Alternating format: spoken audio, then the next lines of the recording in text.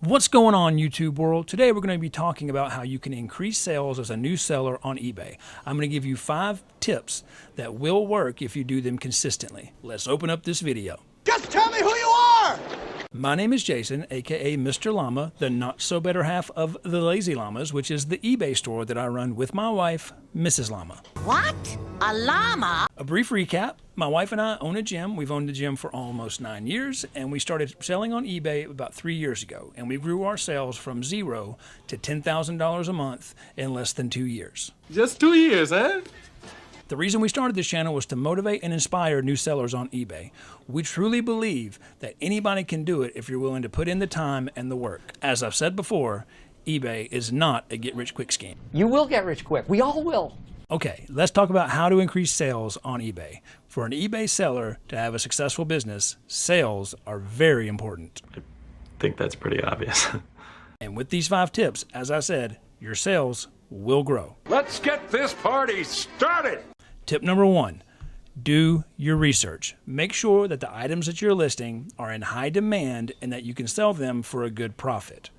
This means that you will have to use some tools on eBay to help you check comparable sales to your item. The good news is eBay makes this very simple. In order to search for an item on eBay that's comparable to what you're selling, just go to the search for anything bar and type it in. I'm going to search for a Game Boy Color because that's an item that I recently listed on eBay. Sometimes it's hard to get my thumbs to type what I'm wanting to type. But once you find the item that you're looking for, you'll scroll down and see prices that people have them listed for. Just because somebody has it listed for a price does not mean that that's what it's going to sell for. What you want to do is go in your filters and click on sold.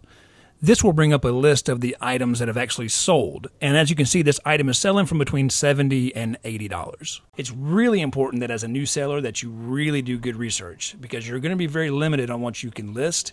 So you have to make sure that items that you do list are good items that are going to sell fast. And by doing the research, this will ensure that your items are going to turn over quickly and you can get new items listed, which is a perfect segue into tip number 2. And that is list more items. Okay, so more than, yeah? Staying active really helps your eBay algorithm, or so I've been told. I really don't know what an algorithm is. You don't know anything. Now, listing more items is really difficult for new sellers because of how limited you are on the amount of items that you can list. So going back to tip number 1, make sure that those listings are listings that are going to turn over very quickly. Because the more active your account, the more productive your account's going to be. So as soon as something sells, you need to be ready to replace it with a new listing. And if something's been sitting and has not sold, you can either try to relist that item, maybe at a lower price, maybe change the title, do something to help that item move quickly, or just replace it with another item that you think will sell better. Junk. Then if you're being a good seller, you can get your limits upped early. So you can contact eBay if you've been selling for a while and you've got some good feedback and you're showing that you're being a good seller. You can contact eBay and see if you can get those limits upped early. And that's where the big bucks start rolling in. But in the meantime, just make sure you're staying active and that you're listing as many items as you can and turning them over as quickly as you can and getting new items listed as quickly as you can. You can count on me, sir. Excellent. Okay, let's get into tip number 3, and that is good title and good pictures. The first thing your buyer is going to see is the title and your picture. So you must make sure that these are going to make a good first impression on a potential buyer. Now, in my opinion, and I differ from other eBay sellers on this, these facts and opinions look so similar. What makes a good title can vary based on the item that you're listing. For instance, I'll use a different style of title for electronics or a video game console than I would for shoes or clothing. One rule that I don't break is that I don't use emojis or symbols in my titles.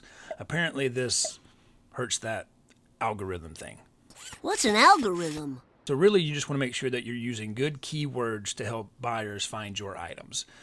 Good keywords will include things like the brand of the item, the model, maybe a design feature that's specific to that item. Now, I might do a future video on my opinion on title creation for different types of items, but we'll save that for a later day. That could be cool. Just make sure that you're using good keywords so buyers can find your items. Now we're going to talk about tip number 4, and that is sending out offers to buyers. eBay has a great feature that you can actually see when buyers are interested in an item that you have listed, and you can send that buyer an offer to buy the item. So you can put in a $5 or $10 discount a 10% off discount. It doesn't matter how you do it. You just put in the amount that you're wanting to send out for the offer, and the amount that you send out goes to the potential buyer. They can choose to either accept that offer that you've sent, or they can send you a counter offer, or they can just decline the offer. But I can guarantee you that if you are sending out offers, you will make more sales. Every morning when I get up, I will check to see if I have any offers to send out.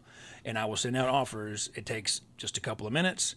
I'll go through and see if there are any that I can mark down, send out offers for, and I guarantee you it will lead to sales throughout the day. Which brings us right into tip number 5, which is kind of the other side of the coin of tip number 4. And this is listing your items with the ability to accept offers. You can list your items on eBay with the ability for buyers to send you offers for those items.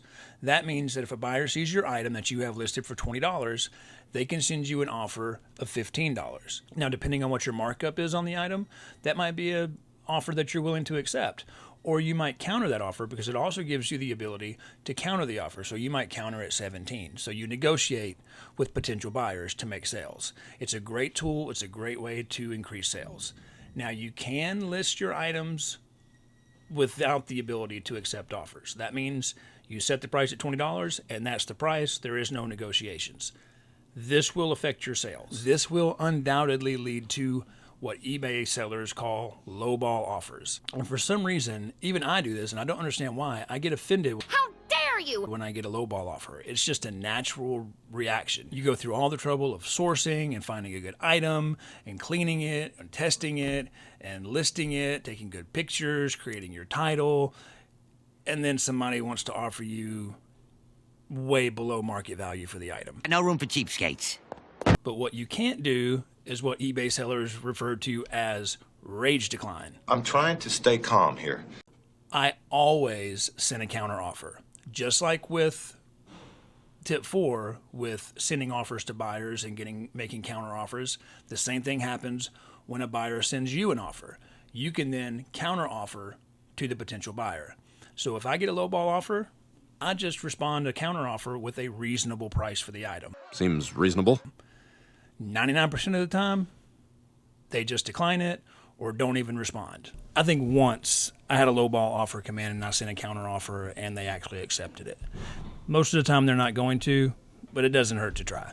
But still, it's going to help your overall sales by making sure you can accept offers on your items, because a lot of times you'll get good offers that you're willing to accept. So that's going to do it for today's video. You follow these 5 steps, I guarantee you your sales are going to increase. It's guaranteed success. If you got anything out of today's video, or if you just enjoyed it, make sure you hit that like button, subscribe to the channel so you can see future videos, or leave comments. If you have any questions, I'll be happy to answer them. And if you didn't know, God loves you, I love you, and we'll see you next time. Peace.